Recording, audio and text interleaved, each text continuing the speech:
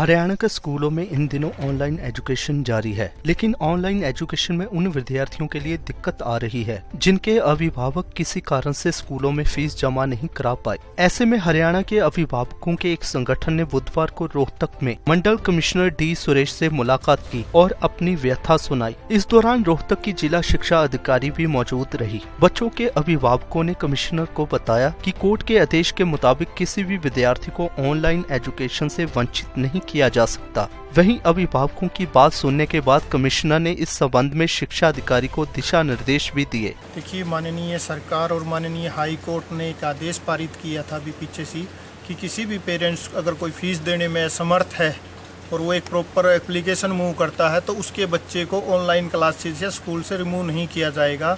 लेकिन काफ़ी ऐसी हमारे पास शिकायतें आई थी Haryana parents joint action committee के पास कि बच्चों को ऑनलाइन केसेस से रिमूव किया गया है, क्लासेस से रिमूव किया गया है।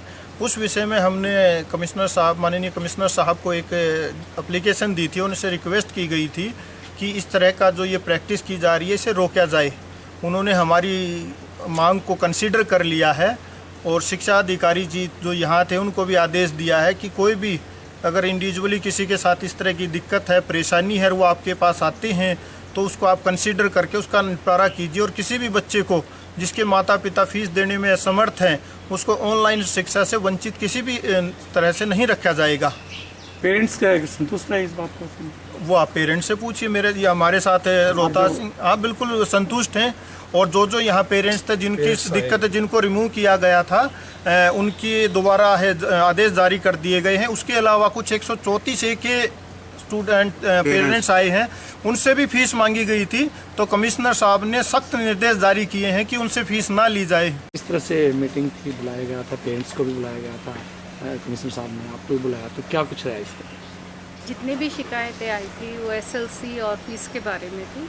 सभी शिकायतों को एग्जामिन कर लिया जाएगा और जो भी विभागीय नियम है उसके अनुसार कार्रवाई कर दी जाएगी। कुछ पेरेंट्स की शिकायतें थी निजी स्कूलों के खिलाफ, एसएलसी हाँ, निजी स्कूलों के खिलाफ ही होती हैं शिकायतें। एफएफआरसी में तो वही आती हैं और उसमें जो भी विभागीय कार्रवाई होगी उसके अनुसार कर दिया जाएगा।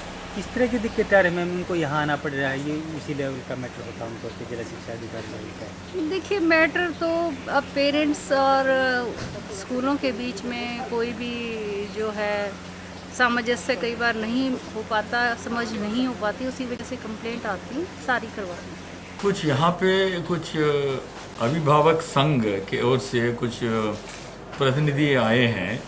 उन्होंने कहा कि बहुत सारे पेरेंट्स को कोविड के दौरान काफ़ी आर्थिक रूप से दिक्कत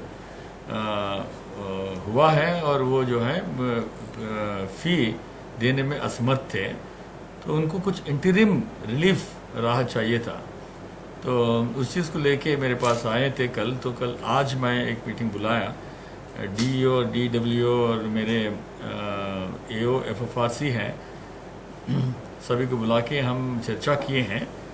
तो चर्चा के करने के बाद ये आया है कि निष्कर्ष ये निकला कि वाकई कोविड के दौरान कई लोगों को आर्थिक रूप से जो है दिक्कत हुई है, तो जो वो मदद मांग रहे हैं वो सही है।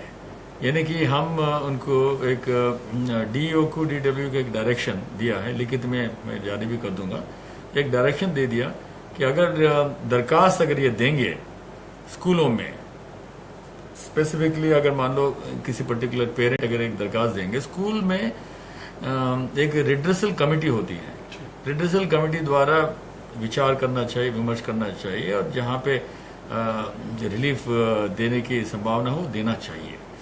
तो एक केस आया है जो एक वकील, उन्होंने कहा कि कोविड के दौरान उनके प्रैक्टिस नहीं हुए हैं और केसेस टेकअप नहीं हुए हैं। उनकी जो रेगुलर जो आमदनी है वो एक किस्म से जो है उसमें रुकावट आई है। तो उस व्यक्ति को हम रिलीफ देने के बारे में डीडब्ल्यूओ को, डीईओ को डायरेक्शन दिया। 134 के भी कुछ पेरेंट्स आए थे। 134 के कुछ 3-4 पेरेंट्स आए हैं।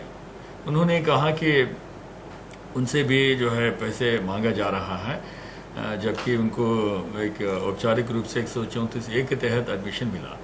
तो उसमें भी एक डायरेक्शन मैं डीईओ को, डीडब्ल्यू को दिया कि जांच करें, अगर वो बात सच है तो वो सुनिश्चित करें कि उनसे जो है फ़ी मांगने की स्थिति ना हो और उन पेरेंट्स को पर्याप्त मात्रा में समर्थन दिया जाए।